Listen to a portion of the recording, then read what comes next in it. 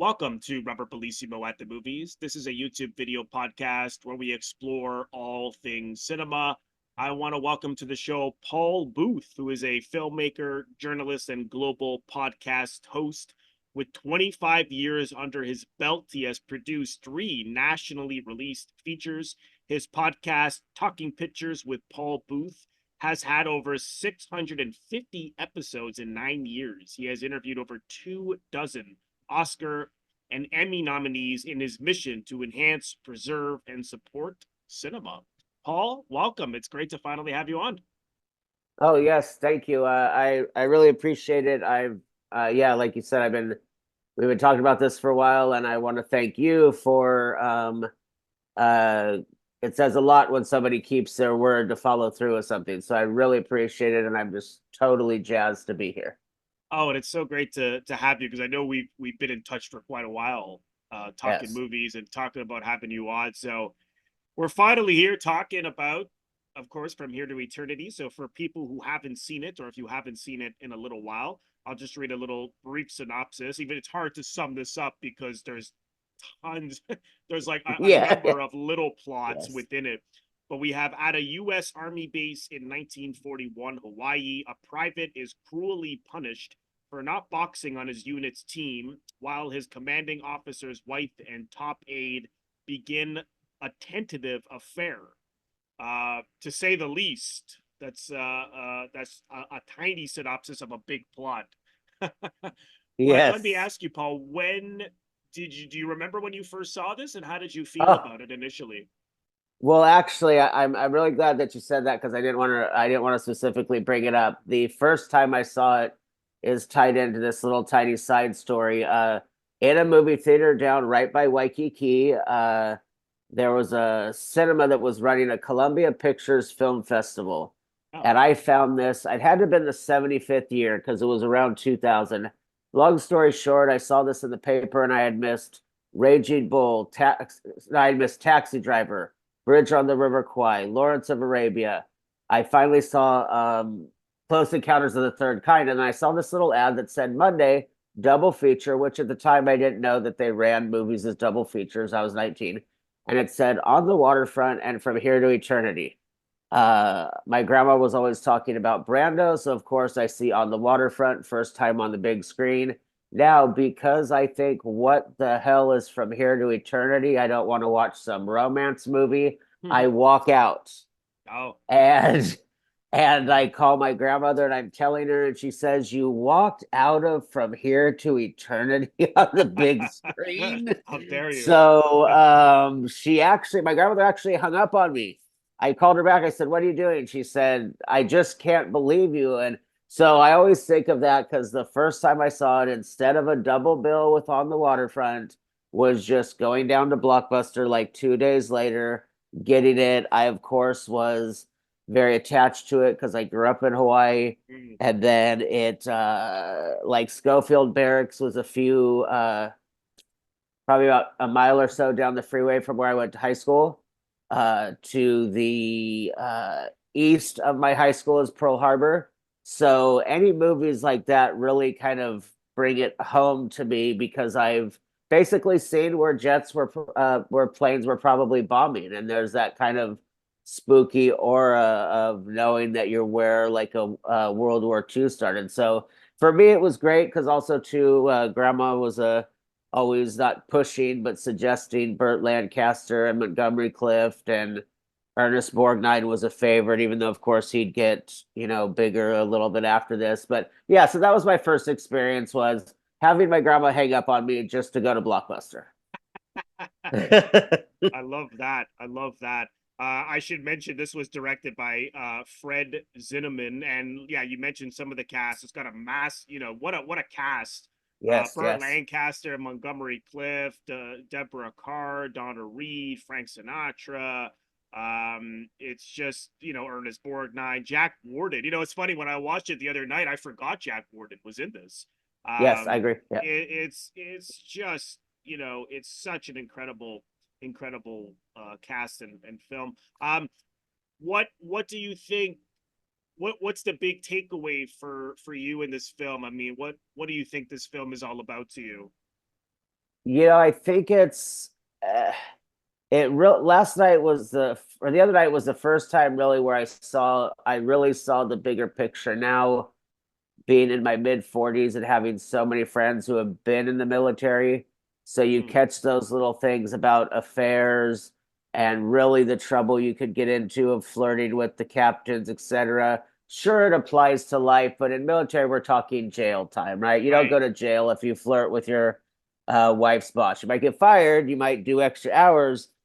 So and then also too, like, Sinatra again, thank you for mentioning that because that was my grandma's guy, of course. Um, so a big takeaway was really kind of almost, I don't want to be too cliche, but it's like karma and your actions will get you. And I don't think it was trying to be like too Buddhist and philosophical about it, but it was like, what Sinatra's mouth got him in trouble. Monty Cliff or Lancaster, ended up getting his little moment of, oh my gosh, I could have done something. So I really think it had a bigger lesson of, which is a military lesson: keep your mouth shut. Mm. That's yeah, that's interesting because that the moral complexities really uh popped popped out to me this time around because I hadn't seen it in a while and I first saw it. I can't exactly pinpoint when I first saw it, but it must have been when I was around the age you were, probably when you first saw it, 19 or 20. And I came to it also because, being an actor myself, this has Montgomery Clift, who was from, who's a method actor, and I was very inspired by the likes of Clift and Brando and so many people from the Actors Studio. And I was so taken, and again this time around with the performances. I can't remember how much I took to the story initially, but I'm sure I did. But this time, seeing it again, it's such a powerful story that explores the tragedies of these human relationships and these Right, love stories, and then these flaws within the military, of course, which they right, had to right. actually tone down, Yes, not yes, of just course, of not course. just to meet the production code at the time, but also because the military were involved in the Right, production, and they needed the military to to shoot on the army bases, also to use the actual footage from Pearl Harbor, which we was incorporated in the attack towards the end. So they had to please these two parties. And for an eight, I think the book is around like eight. I've never read the book, but it's around like 800 pages. So to oh adapt wow, oh my this, gosh, yeah, okay, the okay. book, of course, by James Jones, and the screen. I mean, Daniel Taradash did such a great job of adapting it into a 2 hour feature, with must have been such a challenge with such a big book, and then having to tone it down and so forth. Um, and we'll talk about some of the differences that I read about the book. But I thought it was such a one. They did such a wonderful job. But that was the big takeaway for me, is like, this is a film that, yes, it's about the military and these people and how the military affects them, but there's so much in it to relate to, I feel, as well. So I thought the best way to go about doing this, because again, there's all these mini plots and relationships, and they connect to other relationships. But I thought really was to, go through the different characters and their relationships. So of course, our main character is Pruitt, who Montgomery Clift plays. What was your impression of his character? What do you Uh, feel he was like? I think it was really, he reminded me of a friend of mine, um, who, did have some issues along the way, not following orders, and not in a bad way, not defend the country way, but had told me stories about stuff. But yeah, so overall, I think he was actually my impression of him was one of those times where it's like he's exactly who we needed to go through the film, observing, seeing what his officer does wrong, seeing what goes wrong with Sinatra. I don't feel he was like a, you said this in the it was either the McBride episode or the other one. The film noir one, you were talking about characters who are there to explain. Our film school teacher used to call it Carl. Carl walks in the room and says, well, now Robert's going to need to drink his coffee because later his wife's going to poison him.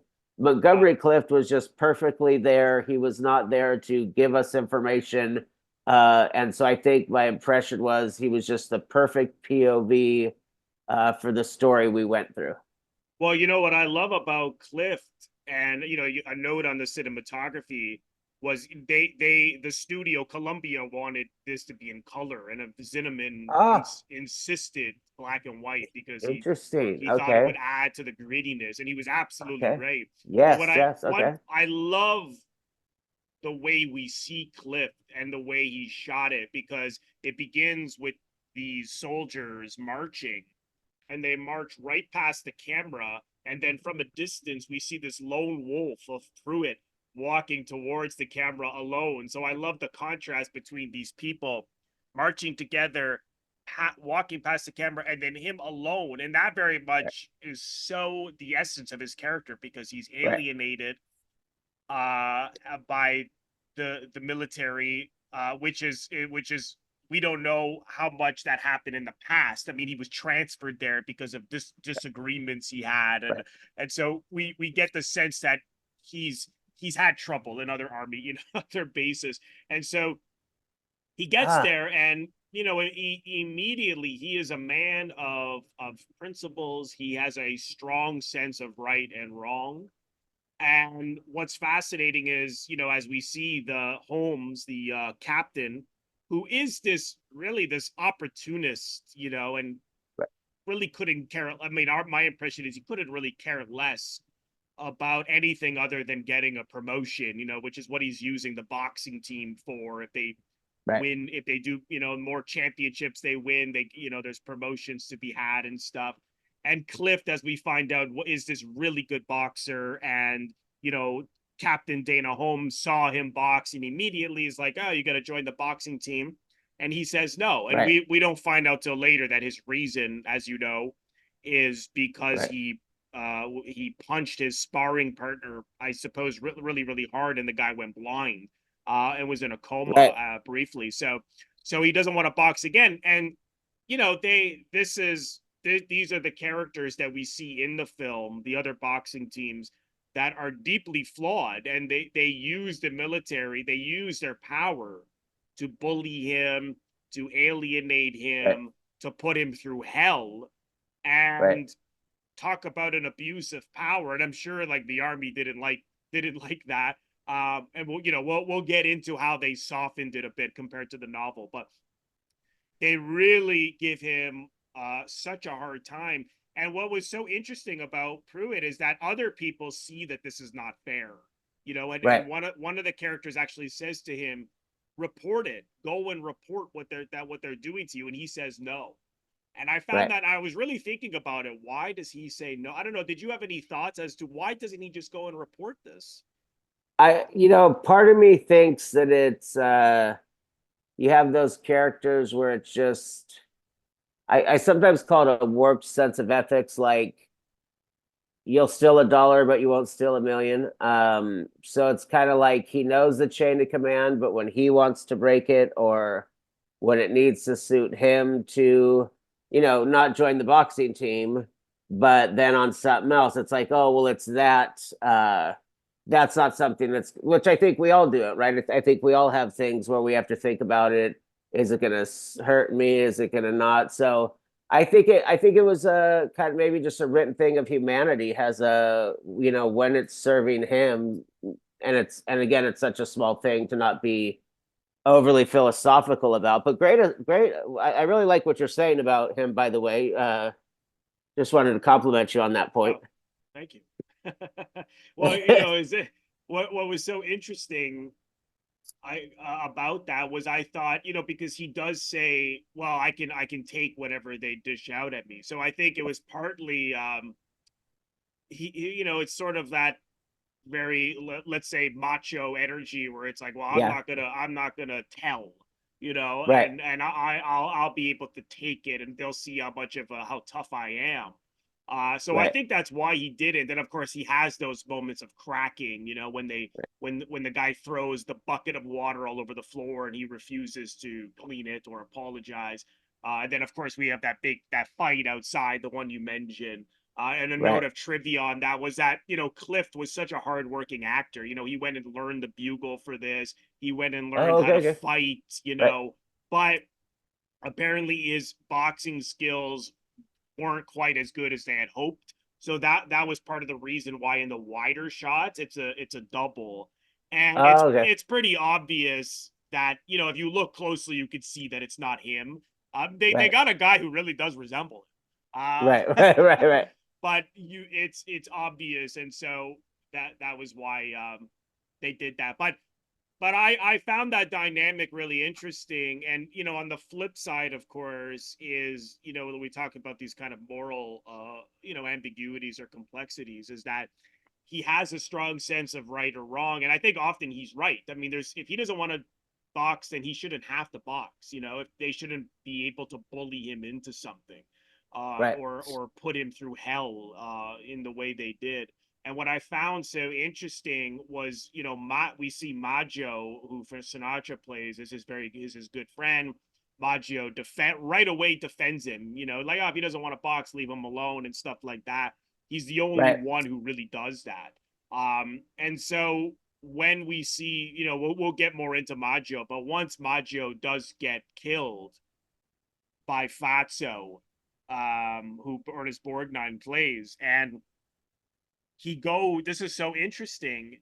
He confronts Fatso, and he wants to just rough him up, because, and he says, oh, the army will eventually get to you. I'm paraphrasing, and he goes, but I want a piece of you now. And right away, Fatso takes out a knife, and then he also takes out a knife through it. And because he kind of figures, you know what? I know you're going to bring a knife, so I better have a knife. And what I love is that we don't actually see the stabbing. They start to fight, and Right. they're like behind a bunch of like boxes and stuff in an alley. Right. And then Fatso stands up and he's stabbed and he dies, and Pruitt is also stabbed. So it's so interesting to me because we actually don't know, did he just stab him or did he have to stab him?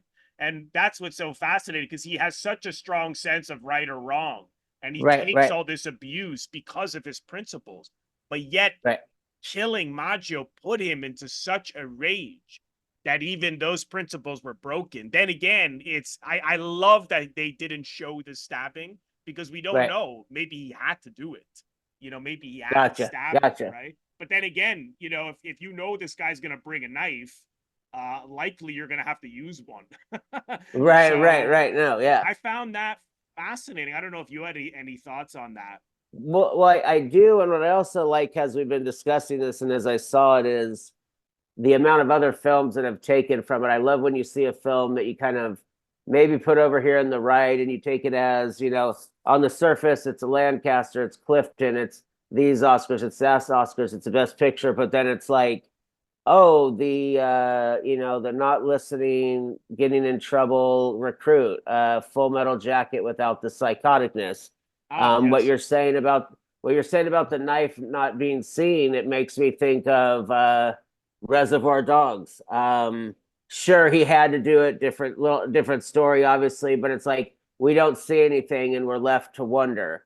Right. I'm sure you could interview 5 people and they'd say, "Oh, it's probably so horrific and the guts and he did this," but like you're saying, he might have been forced to. They might have fallen on it. Right. It might have, So I love when a movie could do that, and that's really what I enjoyed too about this was. And just to quickly mention the Sinatra thing, even though I know we'll go into it more, was uh, with my grandmother being half Sicilian, half Italian.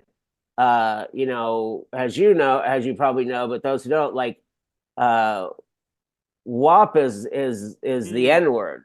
Yes. So Yes. that's Yes. that movie would be canceled as quickly as if we had an N word movie today that wasn't produced by Oprah and Quincy Jones. And I mean that with respect. Right. So that was a big, and that goes to show you with Sinatra's size of who he's willing to take on because I don't ever recall seeing Sinatra so small. I should have went back to where his career was at because that joke of you've retired as many times as Sinatra has.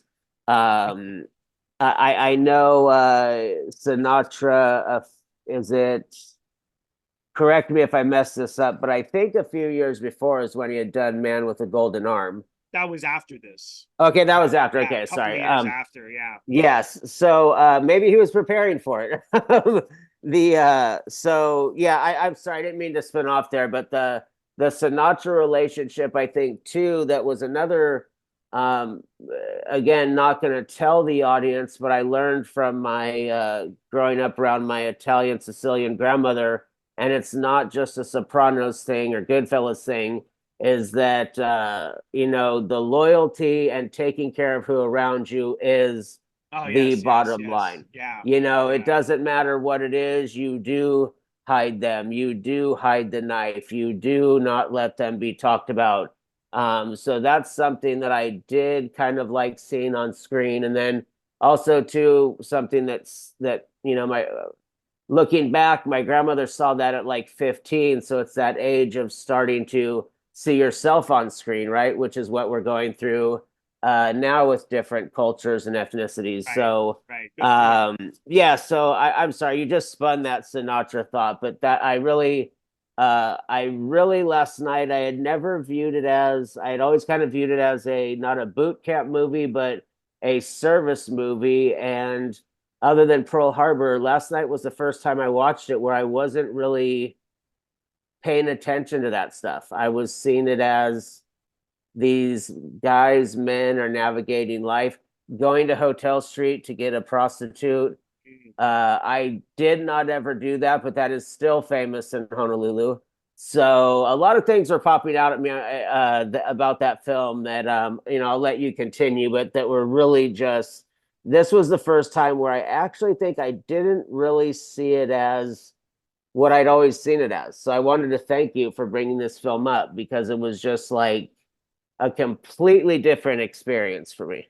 What and it's such a coincidence that you're from Hawaii and we decided to do this. I mean, I knew Yeah, you grew up there, but I wasn't yeah. thinking that when I pitched it to you. Like I love it. I love it. Yeah. to but that's a good point. With I hadn't thought of that. With Macho. Because it's yes,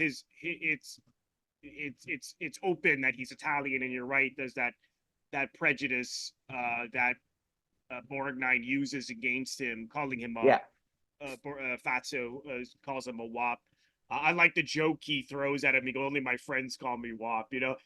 Oh, right, right. Yeah, yes, Yeah. yes, yes, yes. He actually also brought, like, there isn't much humor in the film, but Yeah. Sinatra often, like, he is so convincing when he's drunk in those scenes when Yeah, they yeah, go yeah, out when yeah, they go. yeah. He was so good as a drunk.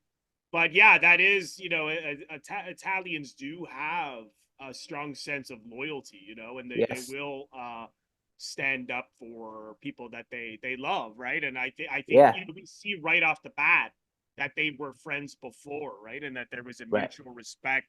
Um, Yeah. you see, I love every now when I love when Pruitt has respect for people. He says he's a good man. He says that about Lancaster's character as well, which we'll get Right. into. But what I liked also so much about what Sinatra is what he's so great at playing someone ordinary, and then Yeah. even though we see him as this bigger than life figure, as Sinatra, the chairman of the board, this Yeah. major star, but he comes from Jersey, Right. Hoboken, and Right. I forget, when you see him in that tank top, you forget how he was so skinny. Yeah.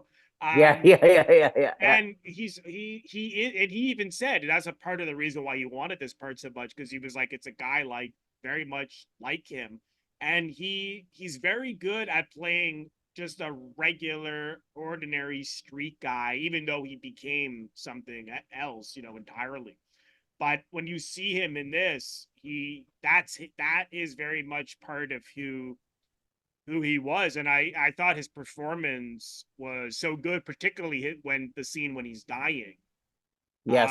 And you, as he talks about being tortured by Fatso, of course, it's built up to that. And for anyone who, if you don't recall or if you don't know, the reason he gets court-martialed and sent to jail is because he walked off guard. He Which to us is just simple, but yeah, that's a big as deal. big as it gets in the military. Yeah, exactly. He wanted to go out. It was their week. He gets a pass. They get passes to go out on the weekend and drink and party and sleep. The suggestion is sleep with prostitutes, but at the time, of course, they couldn't say that. So again, wrong place at the wrong time. He was a little Right. late. They were looking for someone because the other guy couldn't do it, who was supposed to do it, and then he was a little late to get there as he's putting the baby powder on him. I love that. Oh yeah, the baby And powder. Yeah. yeah, yeah, Yeah, which is a yeah, very yeah, sort of yeah, Italian thing. yeah. Yeah. I think Yes, I've the done baby that once. powder. I think I've done that once or twice myself. And Yeah. he's like, he can't go out, and that going out is, I can understand why that's such a big deal, because these guys are doing hard work all week. So to Right. let off that steam is crucial, and so that he has to be told to now go back on work. And of course, he walked off guard. He gets court-martialed. Then that dying scene, we don't see the torture. Apparently, in the book, it's really like described, and they really talk of, like, show it. Not, I mean, show it. You read about it in detail. But he just is, they could obviously do that at the time. I'm sure now they Right. probably would have had, scenes of him getting tortured, beat Of up. course. Yeah. Of But course. Yeah. we could only see him describe it. But as he talks about it, I could see the images of him getting hit. And I thought that was so good.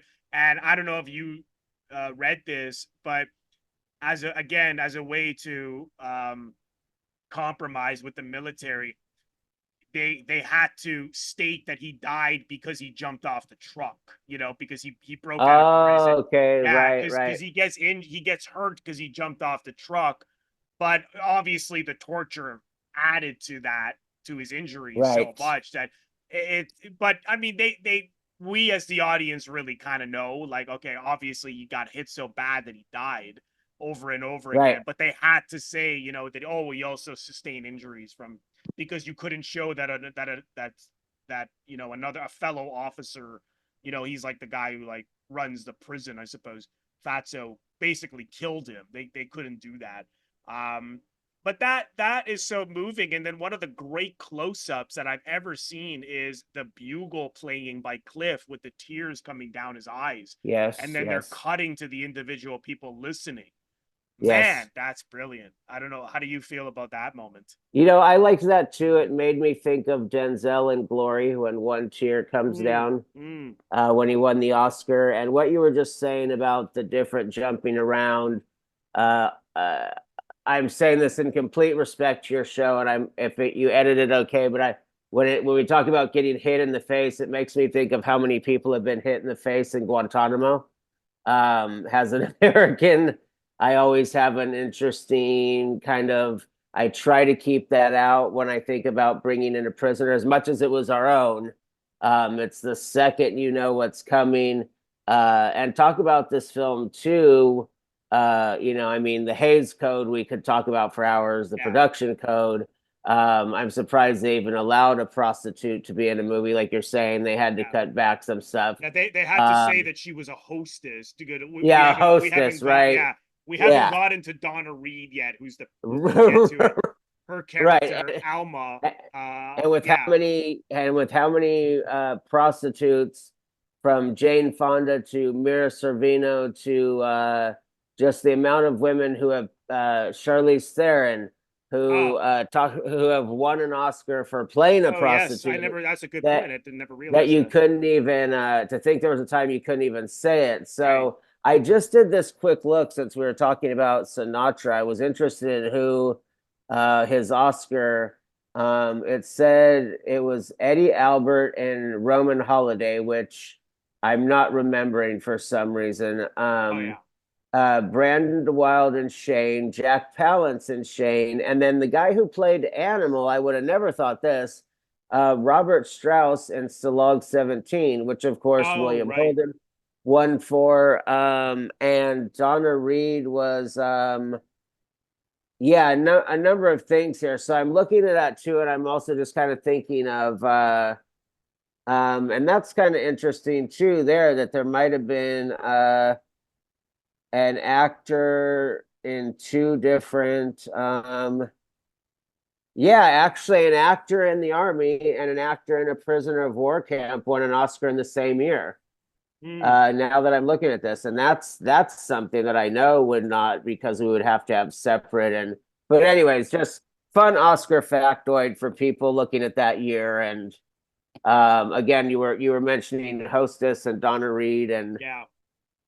Yeah, I know. I did. It's a good point. I never actually realized the number of people who have won, women who have won Oscars for playing prostitutes. But yes, at the time they could like it's obvious that she is. I'm sure the audience could read between the lines, but they couldn't actually explicitly say it. But yeah, I right, mean, I think that's a good segue to get into her and her character Lorene. Well, she goes by Lorene, but her real name is Alma.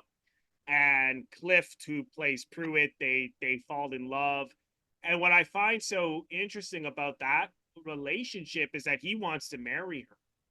right, He says, I can't marry a soldier. She's saving up money to go back home, and she wants to marry someone who's not a soldier, basically. And Donna Reed, just the look on her face, she says that with such shame. The fact that, oh, well, I can't marry a soldier, and I took that as, well, she probably is ashamed of what she's doing. That she and yes, most yes, of the men she's sleeping with are soldiers. So I suppose yes, she's thinking, well, if I marry a soldier, I'm going to be reminded of this time, and right, I think she doesn't want to be. We don't know why she's there or her circumstance, but we yeah, know that she's trying to get out of it, to save money, to get out of it, to go home. And so, just again from her behavior, though, again, it was done so well because she says it with such shame. My reading is she's probably thinking, last thing I want to be reminded of is this period. So, last thing I want to do is marry a soldier. I don't know if that right. was your impression. Yeah, it was kind of also too, I think, on our own level, especially if we've been in relationships where we go through kind of the uh not that's not you, it's me, but when you're, if anybody's judging, and again, especially after the last years in this country, I cannot handle gaslighting, but there is that natural thing of like, I'm a soldier, you're a hostess, and I'm the one who's supposed to walk away like feeling like something didn't work or wasn't good enough. So I really like that. It did not cross my mind at all. That's a great point of it could be, it makes me think of that Matthew Broderick movie, Biloxi Blues, Oh yeah. when he loses his virginity with a prostitute and she says, my husband's one of my best customers. And so it made me think like, I also, in those situations, like last night, I was thinking like, we bring so much as an audience, right? Because I think, like Billy Crystal said about When Harry Met Sally, it works in the movies. So that's why we go, because we know outside in the lobby she's probably going to walk away or he's going to walk away. So I think there was maybe a little bit too much of trying to get us to think that it would work, because I wasn't, even though I had seen it, I would never think a soldier or a soldier moving on. But then again, that's because I have four generations of family who were soldiers who served in wars. My father's been married 46 years, but the other ones, they were not faithful husbands. They were, at different ports, and that ties into that she had to have known, like, you're gonna go here, you're gonna go there. And I think sometimes movies can Oh, that could be uh, another possibility. uh Yeah, knowing and that the they have best, to move yeah, around like and that. that's the best part about something that wins screenplay, right? Is that something that can have 25 different things that I'm bringing to your show, and your audience just has to hear one thing to say, Yeah. and vice versa with you. So I took it as a very powerful of like, oh my gosh, at the end of the day, we're just wanting to, right? We all want to just be loved, or we all just want attention, or we all have mammalian needs, and somebody always has to step up and just be like, let's be real. And so I just took that as a very beautiful example of that, wrapped around in we're in a bar in Hotel Street, which to me, I'm trying to pull aside that I know what Hotel Street looks like. Right. I'm trying to pull aside all the memories I know. I have not been to Hotel Street, and I'm not just saying that. So yeah, so that good scene to bring up. I like that because that It's You're right, because it's not a simple static motivation that like that the writers and directors are saying, oh, this person is behaving this way because of this, or this yeah, I mean, the film is fairly direct for the most part, yeah, but there yeah. are ambiguities and open-ended things. For example, this with Donna Reed here, and there's actually more. The last scene, of course, we'll get into with her between her and Deborah Kerr as they're leaving Yeah, yeah, to, yeah, yeah, you yeah, know, yeah. there are things that are full of possibilities, where people can bring their own kind of interpretation too. So I like that the filmmakers involve the audience in that way. Those are the movies I always like the most. But speaking of course, Deborah Kerr as Karen Holmes and Milton Warden as Lancaster, which is of course the famous scene on the beach where the water Mhm. hits them as they're Right. kissing on the sand there. Again, another fascinating relationship and this affair that happens, and the chemistry between them is so strong, not just Yeah. like as two actors, but the sexual chemistry as Yes. they fall in love with each other, the looks they give each other. Lancaster said that they had an affair, but Okay, of apparently course. Deborah Kerr said that that's not true. She said that there was an attraction, but nothing happened. Right. She was married at the time, so I don't know if he was, but who knows? I don't know. Who knows what happened? But nonetheless, there certainly is a real spark, and you can feel it off Right. one another. But at the same time, I thought Deborah Kerr was so good in it because she has this deep vulnerability, in this pain from this bad marriage she's in with the Captain Holmes, who's been cheating on her, which we already know in the scene between them, as she's suspicious of where he's going. When he Right. says he's going somewhere, it's like, where are you going? Because he's been cheating.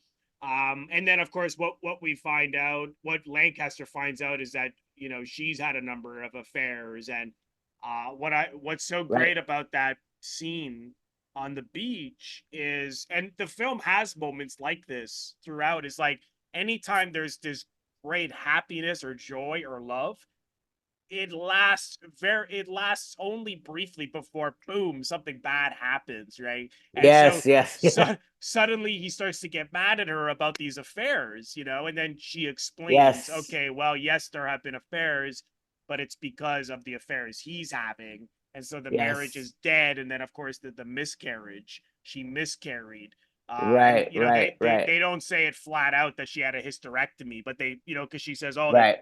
they took up my appendix and a bunch of, and every, as so like she can't have another child, right? A Right. note, as apparently in the book, which I think would even be shocking now, is that he gave her gonorrhea because of all the Oh affairs wow. he was Whoa. having, and that was Okay. why she miscarried. Is because he Okay. transferred it to her. I think even now that would be hard. Be like, that would be pretty shocking. Oh yeah. But of Yeah. course, at the time, they came up with a different reason. But I love, like, all those moments of when they're sneaking out, even though they're looking at each other with such love. If you also look at, there is this bittersweet quality of, and when they're hanging out and then they see people they know, they have to run. Yeah.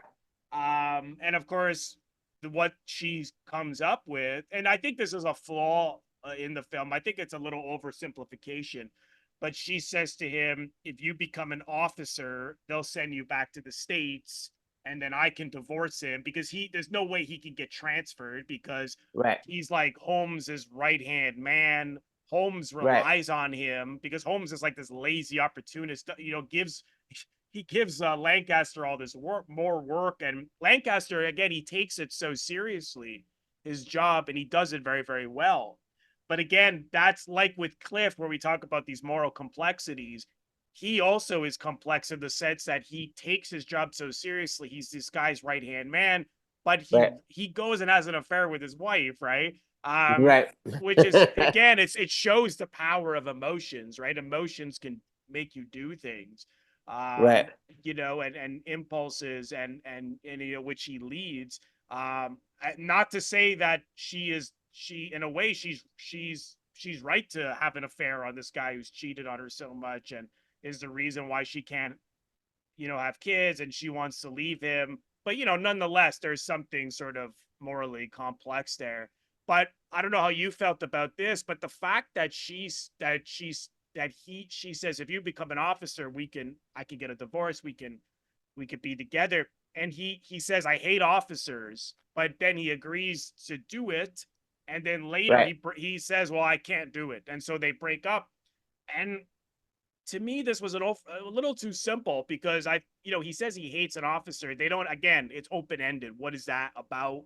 And Right. I think it's because it reminds him so much of Holmes. He hated Holmes. He Right. hates Holmes. And I Right. think, to take that kind of position reminds him so much of Holmes, which I can understand, but I thought you'd break it off with this woman. It's not as if she said you got to go and leave the army or take on a whole other Right. career. Right. Right. I don't know. Right. How did you feel about that? I think it's such a complex thing because I think we're, back to the square one of I mean, I'm being real. This is not an opinion of you or your show, but I think I have been in the situation of, and it's not to get into this debate, but it's like, um, oh, well, now that we think about it, I've dated one of your friends, but you've dated five of my friends. So it's that basis of like, well, when she's like, well, how can you judge me? Yeah, then there's the officer thing. Then there's Oh, the I see. if you're with a hostess, anyone who works in a bar, etc., and you think you're that one who came in with the right roses and the right smile and you're the one who brought trouble to town. The officer thing, I think, is it's a point I hadn't thought of till you brought it up. I think sometimes movies can do this. I was just having this conversation at dinner the other night. I'm not saying people should do it or judging people that don't, but uh, the amount of times that you sit down and go, okay, I'm a lawyer, so I might become a rich asshole, or I'm a doctor, so I might get too addicted to helping people. Mm-hmm. Now we do it with stuff like mom was alcoholic, dad was an alcoholic, so I'm not having kids. So I think it's Ah, that right. idea of the movie has to speed up the thoughts of what might not work because we can't give you happy ever after in every way, right? We have to take some characters and have them break up. We find out it's going to be all. We don't know at the time that there's war movies that don't show Pearl Harbor. I mean, I think we kind of get when it says Schofield Barracks 41, but then again, the guy in Massachusetts doesn't know that Schofield Barracks is a Yeah. 2 mile drive Yeah. to There's little Pearl Harbor. reminders, right, in the film, Yeah, like, oh, we know what's coming, right? yeah, But we know yeah. it's coming, and then for me, when you really break it down, I mean, you actually pass Schofield Barracks, and then go over this little tiny hill, and you're panoramic of what Pearl Harbor is. So because I went to high school there, I know that that's what it's doing everything but telling you Pearl Harbor's in a week. Right. To the regular audience, it's a surprise. So back to that Lancaster thing, and of course, as you said, what a scandalous scene at the time. I'd have to look Yeah. up the exact date of where we were with Hays Code and Production Code, which I'm not going to say specifically. I think in some ways we're tilting back to, and I don't think it's the cussing, nudity, sex, even though I am for and believe in consensual advisors and all that. I'm not remotely, or nor is the show or Robert. But as we go back to you can't show this, it's you can only show this if you have me and me personally, my black friend Tony and my Asian friend Jim telling this story about how we went and saw Robert, who's a Canadian in Toronto. And I'm just saying this to illustrate the production code. I'm not being political. So that back then, this was filmed, for the people that don't know, this was filmed saying you couldn't show men and women sleeping in the same bed. Right. So I think the Lancaster thing, uh, might have also too, it just dawned on me, it might have run its point of what it could show because it just got away with this scene. Yeah. So who knows if the writers were like, well, you know what, after that scene, you got to end it. I mean, that just popped in my brain as we were talking. Yeah. It could have been Possible. hey, deal with that they get together or have that scene you want. I mean, who knows?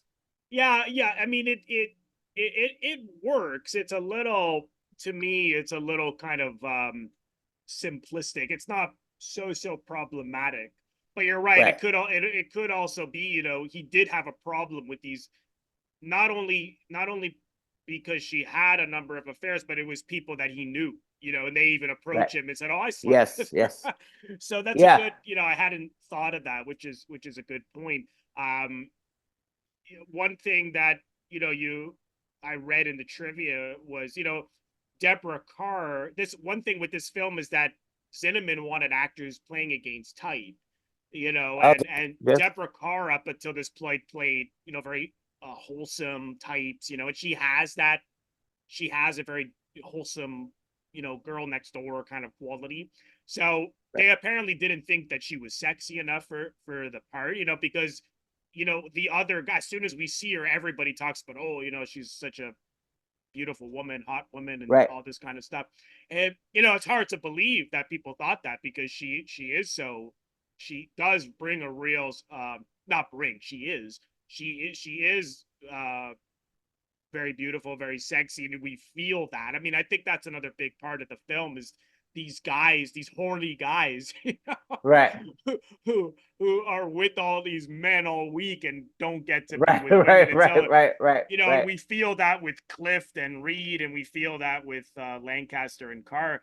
Uh, so, certainly she was able to prove them wrong. But I read, which I didn't know, was that actually they wanted Joan Crawford, which I think she would have been good, but she apparently insisted on her own cameraman, and they were like, forget it, That's just okay. I did hear that on the commentary. yeah. Now that you're juggling, right? Okay, yeah, yeah, yeah, Yeah, yeah. and I didn't know that. I think she would have been good, but I think Carr was exceptional in the film. And again, when we talk about Lancaster, the other relationship that I find interesting is with him and Pruitt, because there is a mutual respect that Right. happens once in that scene where Maggio and Fatso are about to like kill each other in the bar, and he Yes, steps yes, in and he breaks it up. And you see again, Pruitt says he's a good man, because he yeah. respects people who have a strong sense of right or wrong, like he does. And that's when we begin to see this bond between them. There's that scene when they're both drunk later and they're, talking about their problems and amongst each other.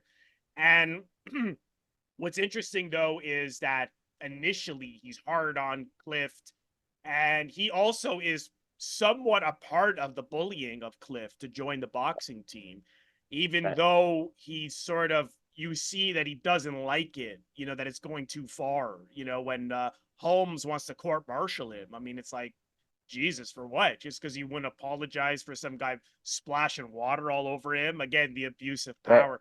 And so he says, no, just, let's just work him more. Let's make him do harder work. but I think that was partly because he didn't want Holmes to think that he wasn't in on it. You know, he didn't want Holmes to he didn't have it in him to go to Holmes to say you guys are going too far. But Right. nonetheless, clearly there's a mutual respect. And once we see Clift get killed at the end for not halting, again, also complex and perhaps a criticism of the military that they would shoot him, that they would kill him for that. Right. Right. I don't know exactly what the rules are, but if you like, I mean, my feeling is why couldn't they shoot him in the leg or the arm? If they wanted him to simply Yes. Yeah. stop, right? That's it. They murdered him again, which we'll get into a little bit with his character, but it was so interesting, and I thought Lancaster did it brilliantly because he acknowledges to the other men that this is a great soldier, but then he sort of lectures his corpse and pities him, like all you have to do is Right. join. You're so hard Right. headed, and then he Right. turns to the guy and he's like, "Get this body out of here." And Right. to me, it was just that thing of you're just disposable, you know, and it just added to Yeah. it adds to the tragedy of Pruitt because Pruitt is this guy who loved being a soldier, but and as Donna Reed's character says to him, they don't love you. Look at how they're treating you. They treat you like garbage. And he says, well, you know, Right. I don't expect love back, right? And Right. again, that's Right. such a tragedy. This guy who loved the military, who was a perfect soldier. I had imagined you would want someone who has a strong sense of right or wrong, who is an individual who's a man of integrity, who's hardworking, and all. And what happens to him? They kill him. You know, I mean, Right. wow, that's something. Yeah. I don't know how It's you felt about all that. Well, yeah, I mean, it speaks to the disposable nature. I think I love when a film is saying something uh timeless, but also ahead of its time. I mean, I sometimes see stuff that goes on nowadays. Definitely won't get into it. And my mom goes, read a book about the Romans or Greeks. This has been going on. There just wasn't social media. So the idea of a soldier just being disposable, then there's the flip side of I have numerous Marine relatives who are like, yeah, my life means something to you, but to the Marine Corps, I am just supposed to go fight and die so Yeah, somebody can step over me to keep fighting. So there's that, and then there's the timeless nature of that everybody, no matter who they are, the roughest minus, will set aside murders, pedophilia, etc., right, who right. do have that why didn't you just, and you can have that. It almost seems like we're allowed, and movies usually show it because we don't have someone filming us. It almost seems like sometimes you're allowed 2 seconds of humanity. Like, darn, that heroin junkie on the street must be hungry, but then you have to go right back to thinking he's a heroin junkie. Yeah. Instead of thinking Oh, I maybe, see. what, if I Yes, was yes. hungry, I wish somebody would give me a sandwich, and I can't lean over to the guy next to me and say, let's get him a sandwich because he might be a. So I think those little tiny moments, I really started to see last night. I don't know why I had never really, I think because we've seen 47 we've seen 70 something best pictures since that couldn't be more different. Right. Whenever we're in Oscar season, right, we fall under what a best picture is. And I think the more and more we go back and look at those, they're more simple. I don't think it's because life is simple. I think life was complicated. I think we didn't have the media we have, the stuff we have. Just on a side note, I mean, just for anybody that gets interested in this film, if you want to follow it up and watch On the Waterfront, another Best Picture nominee, also plays into these crazy times of codes and McCarthyism. But then it brings me to I only tie this in because Fatso of I mean, if you were to show people 100 best pictures, I don't think anybody would pick Marty has won if you didn't tell them.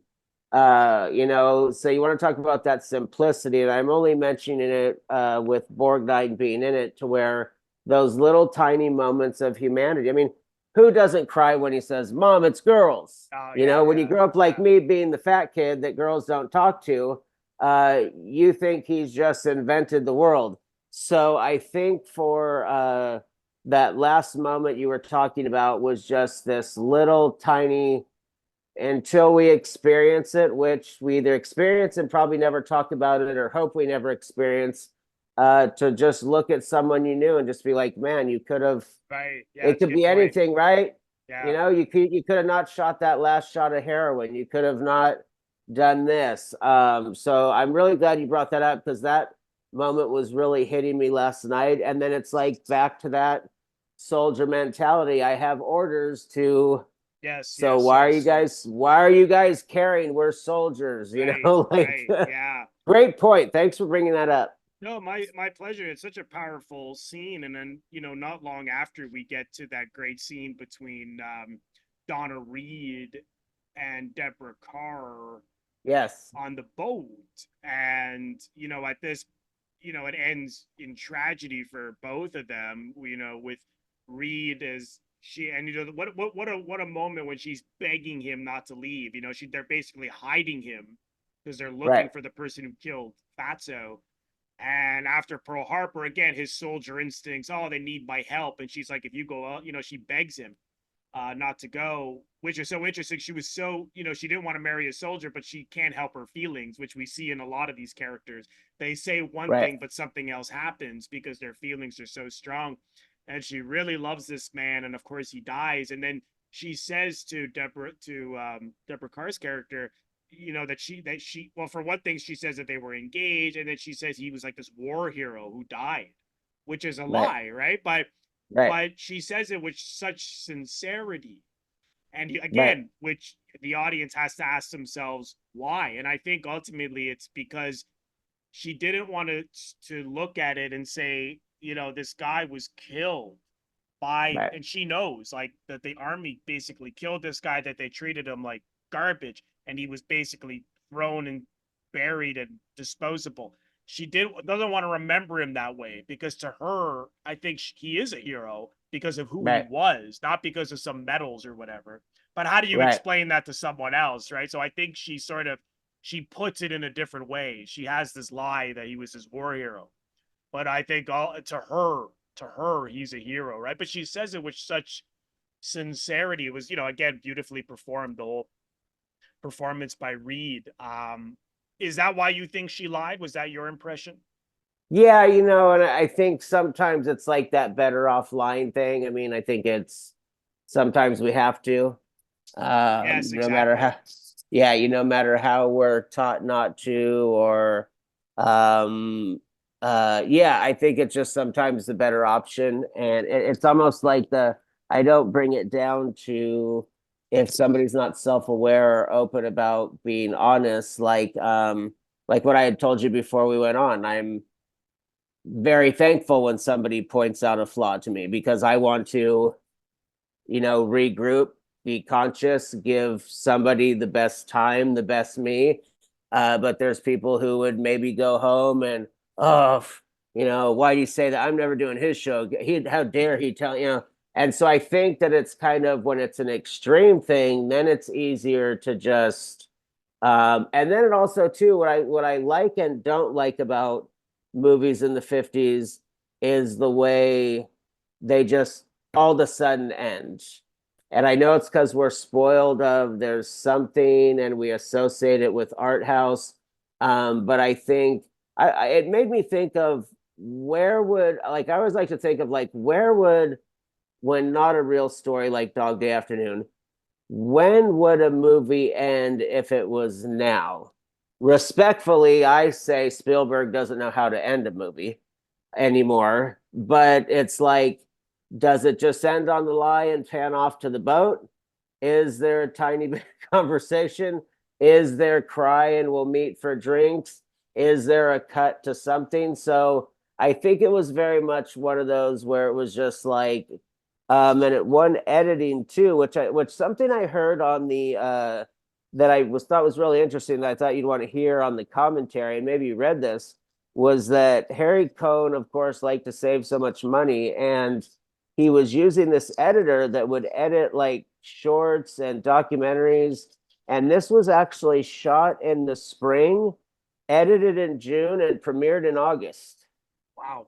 So there might have also been those moments in those scenes where it was the only ever time I heard that was when Clooney did Ides of March in March and it premiered in August. But that's even longer. So it's like so I had heard about that on the commentary and then I started backtracking going, okay, maybe this is why some things go and the character development or the so it made the ending make perfect sense. One thing, boom, pan out to the ocean. You have your shot of the ocean in Hawaii. There's your movie. Like Yeah, so. I well, think that also it goes into it. yeah, for it works so well for me because I think a big part of the film is the bluntness, that it's just everything just is ends badly and it's blunt and it's quick, just like those Clift is just thrown, his body is Right. just disposed, it's not sentimental, it's just Oh, which okay, I okay. Yeah, really yeah, like yeah. about, I think that Right, makes it right. all the more powerful, is its sense. And like I said earlier, like the film has, anytime there's any moments of like joy, very quickly something bad happens, like we said on the beach, beautiful, and then they get into an argument. Even when they're having a good time drinking and they're drunk, not necessarily a good time because they're talking about their woes, Clift and Lancaster. Right, right, right, but right, right. it shows a real connection and that they have someone to talk to. But then boom, Sinatra comes and he's dying and he dies, right? Right. Even right before Pearl Harbor, first they show them like all like enjoying their lunch. It lingers on it, and then boom. I just love it. Has like the film, it just has a number of these moments of just utter. If it's something nice is happening, very quickly something bad happens, and I think that the ending for me is I think it's a great ending, and again, it leaves the audience thinking like, Right. what is she? Why would she lie? And I guess people can come up with their own Yeah. reasons. And I'd actually forgotten how it ended because it'd been so long since I'd Yeah, so seen did it. I. So did I. And so I appreciated that, and it was I just really liked going back to it, and then even to kind of sift through it with the commentary, which I can't say I recommend or not because there's some of those times which I personally can't stand with commentaries when they stop talking, because it's like we've watched the movie. And I think you figured out if I was on a commentary, you'd probably be like, shut up. Like, so that's what I want. I mean, I want you talking from credit to credit. Otherwise, you don't need to be talking about the movie. Right. So I really enjoyed those aspects. And then also too, it's just one thing I wanted to mention that just kind of trivial and on the side, you had mentioned uh Lancaster seeing people he knows, that pier that they sit on with Diamond Head in the background.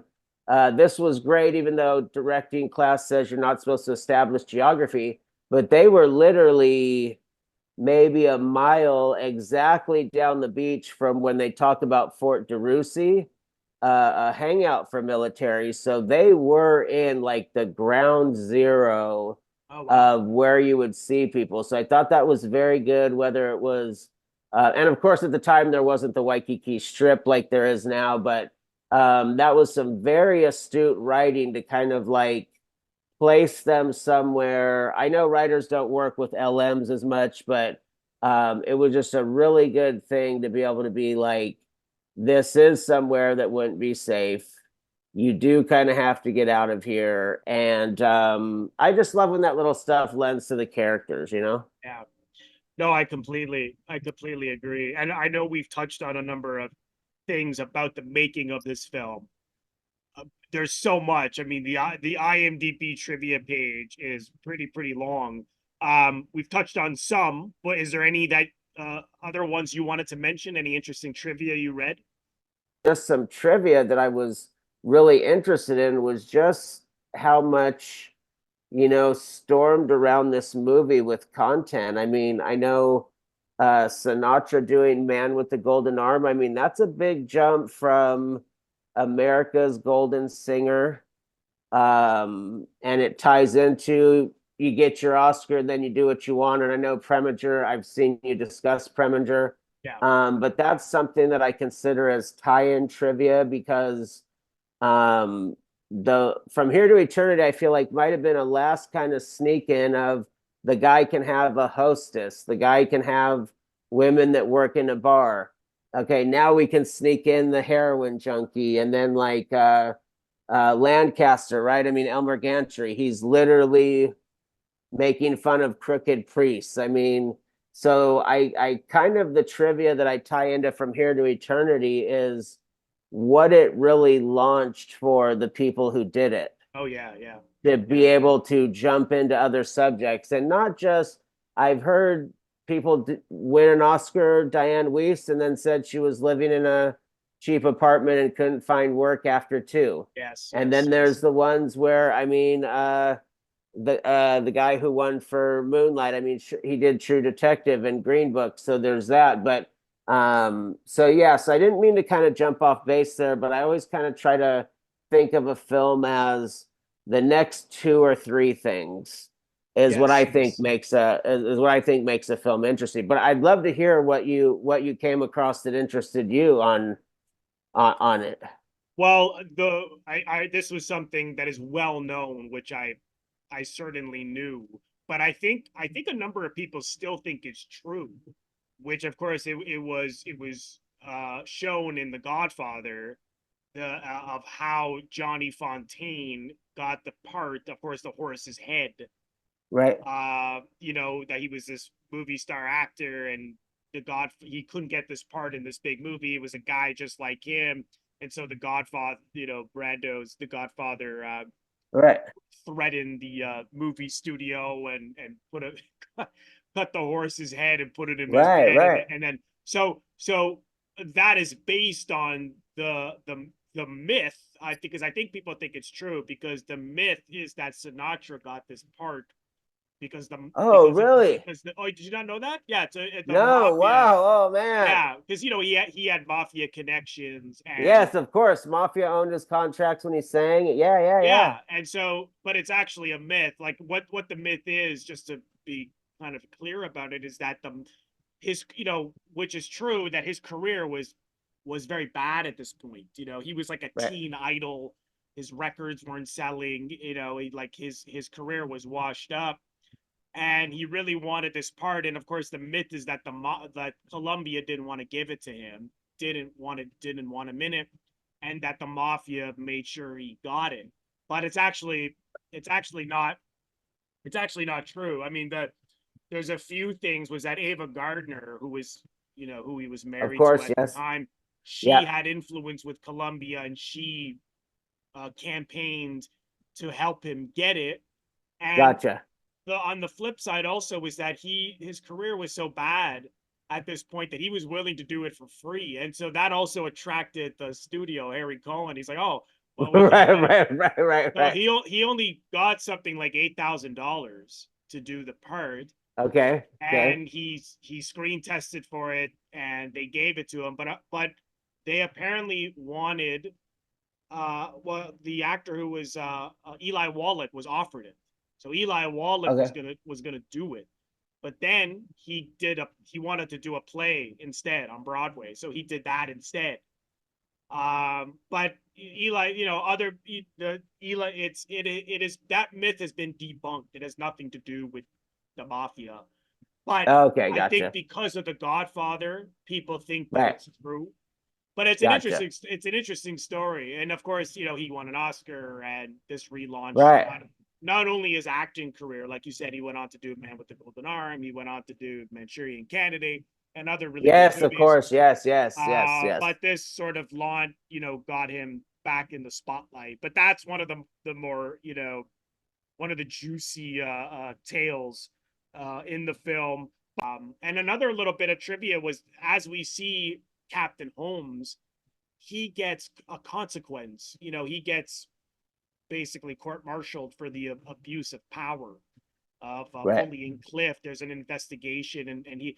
But in the book, that doesn't happen. He gets promoted, but the military Oh, said you can't show someone who's corrupt get a promotion. So gotcha. apparently Zinnemann said looking at that scene afterwards made him sick. Like he hated that he had to compromise that. It Right, works. I mean, I'm so glad to see it. But in the book, it's again they the book takes more shots at the military and shows that right, someone corrupt can get promoted. So I right, didn't know right. that. I just read that last night. Oh, okay. If people want Okay. to check out your show or follow you on social media, Paul, where's the best place for them to go? Okay, the best place is our main website where there's the episodes that link to Spotify, Apple Podcasts, Google, but you can get the main articles with sometimes a production designer shared us artwork that I'm not bragging, but they only shared with us, and it might have been something they only shared with the director. But it's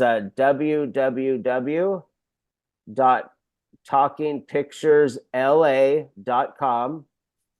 Again, that's www.talkingpicturesla.com. And we do stuff all over. So it's not, it used to be based in LA. That's the only reason why it has that. So if you hear that, don't think you're just going to get LA people or whatever. So thank you for letting us mention that, Robert, by the way. I appreciate it. No, my pleasure. And what's the show? What's the podcast about? Well, basically, we started out as covering film festivals, interviewing independent filmmakers. Then we got more into reviews, indie reviews. We have guests who maybe, we've worked with them for 10 years. So before their feature comes out, they'll let us review it. And then we jumped into interviewing.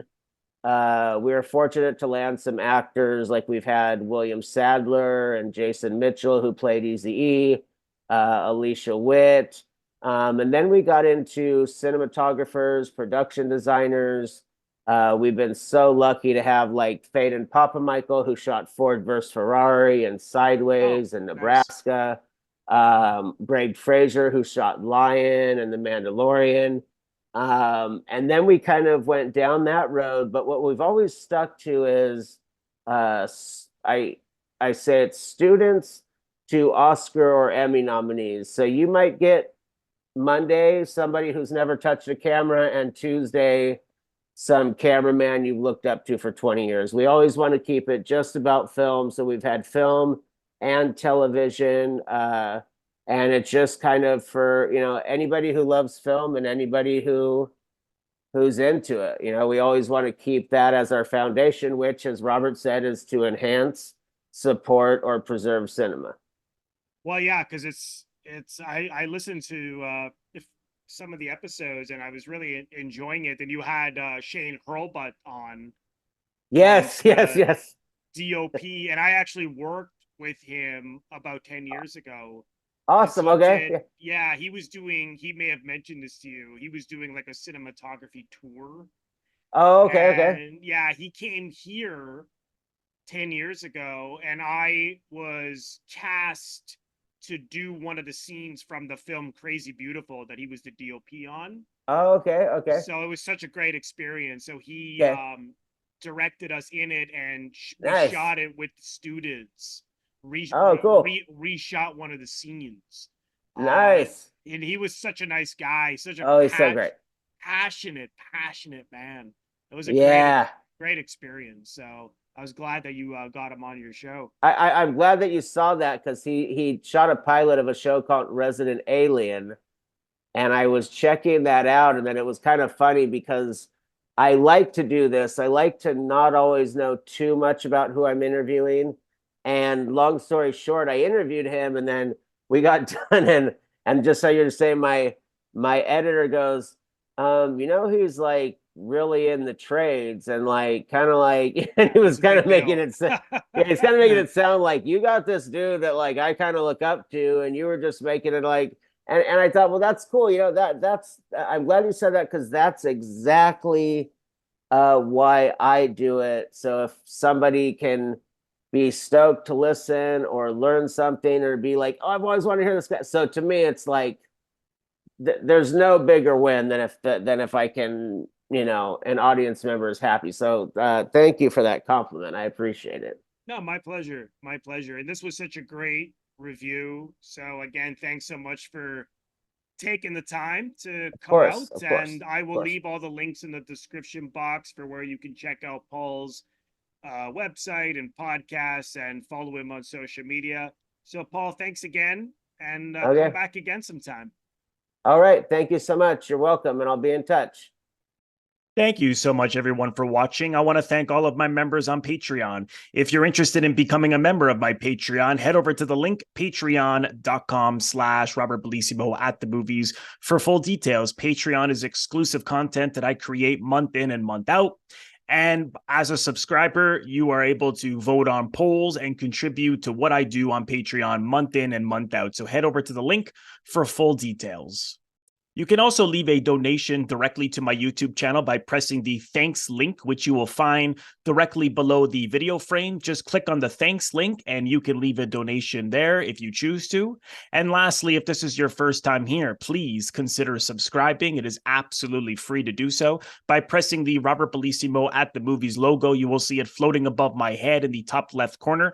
To your top left in just a second, just click on that and then click the bell in order to get a notification every time I release one of my new episodes. Also, click the like button and leave a comment below. Let me know what you think of this episode. Also, you can also share the episode. All of these things are what produce traction to my YouTube channel. So I appreciate you watching and thank you again. And I will see you in the next episode.